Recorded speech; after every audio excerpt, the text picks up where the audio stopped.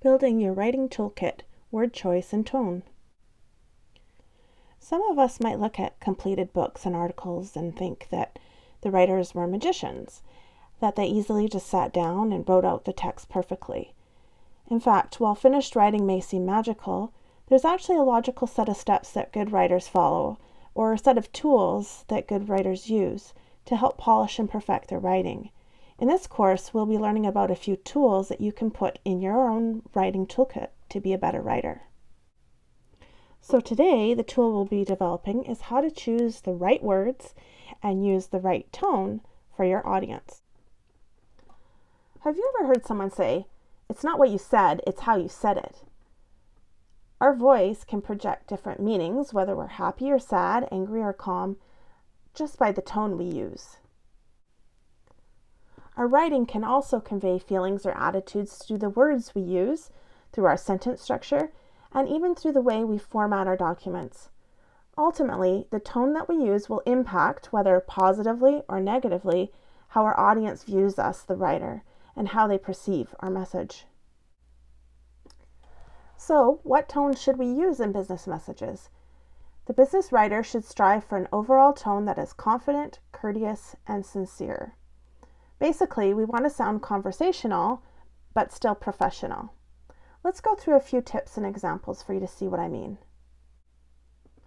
Tone tip number 1 is be polite, so use please and thank yous, and ask, don't tell, don't be bossy. So for example, if I said this, read this, get back to me. This isn't a very good example.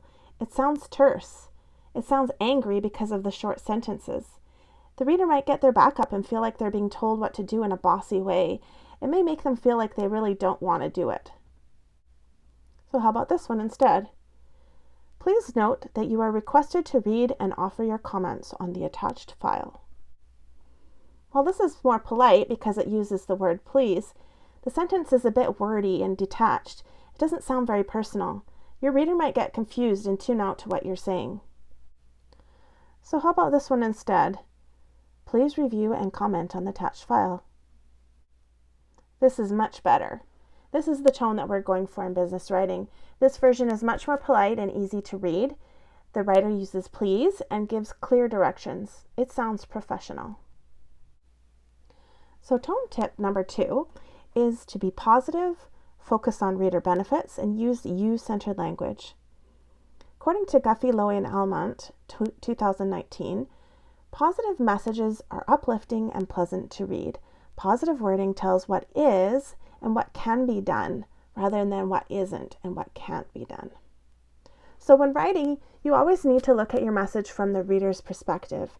They will want to know what's in it for me. When you focus on how they will benefit, they'll be more likely to pay attention to your message and do what you're asking. Let's look at an example. You cannot use the online training system until you have been issued a password. This sentence focuses on what the reader can't do. It sounds negative, and a reader would feel like they're being punished. So we don't want to sound like that. So how about this one instead? You may begin using the online training system once you receive your password. This sentence focuses on the positive, what they can do. The reader will understand that they need to wait to do the online training until they get a password, but they will feel much better about it. This is what we want to sound like in our writing tone. Tone tip number 3 is use inclusive language. When we communicate, we need to use non-discriminatory words and language that treats everyone equally. We want our readers to know that we respect everyone, regardless of gender, race, ethnicity, sexual orientation, age, or disability. So for example, when we're referring to gender, instead of saying a female doctor or a woman attorney or a cleaning woman, we would just say doctor, attorney, cleaner. Or instead of a waiter or waitress or stewardess, we would say server or flight attendant. And when we put it into a sentence, we wouldn't say, and each doctor hires his own staff, because not all doctors are male. We would say instead, We could put it into the plural and say doctors hire their own staff, and that makes it gender neutral. Or all executives and their wives are invited to the luncheon. Well, not all executives are male, and not all of them have wives.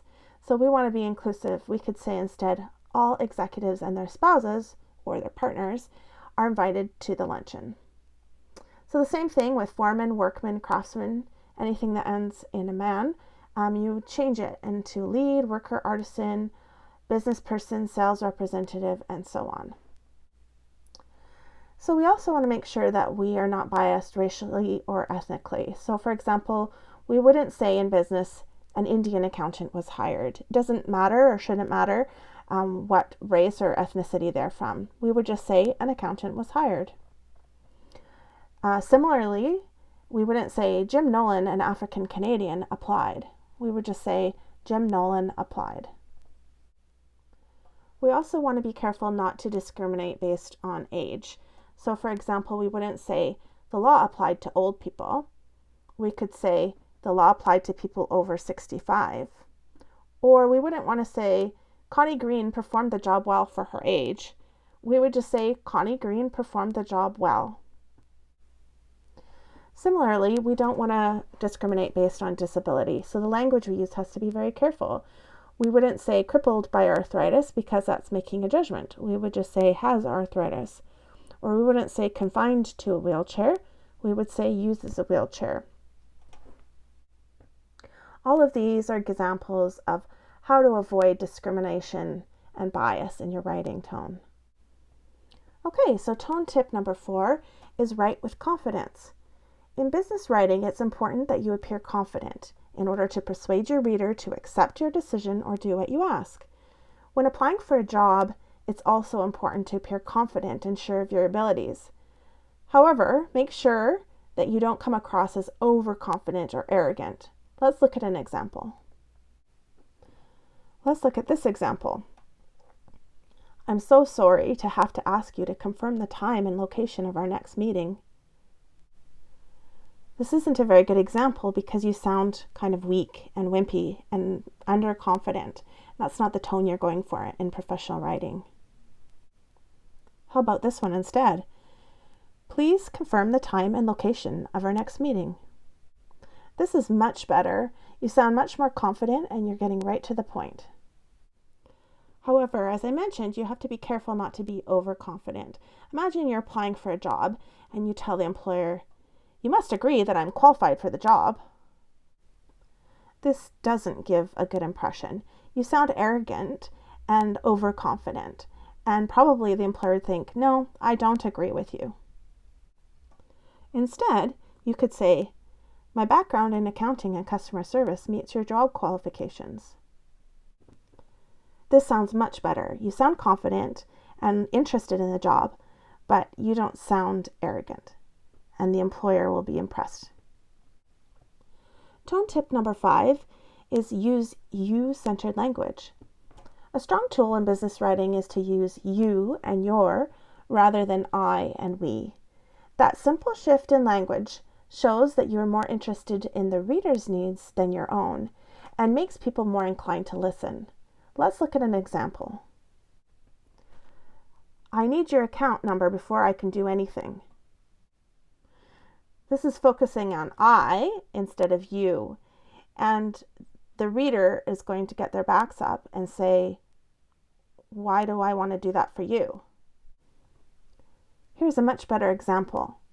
Please give me your account number so that I can locate your records and help you solve this problem.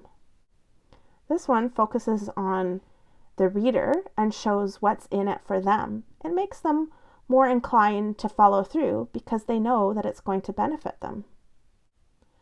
So in summary, here's some tone writing tips. Be polite. When possible, ask, don't tell. Focus on the positive and on reader benefits. Use inclusive, non-discriminatory language. Be sure to be confident, but not overconfident. And use you-centered language, not I-centered language. By implementing these tone tips, you'll be a much better writer and have a stronger toolkit.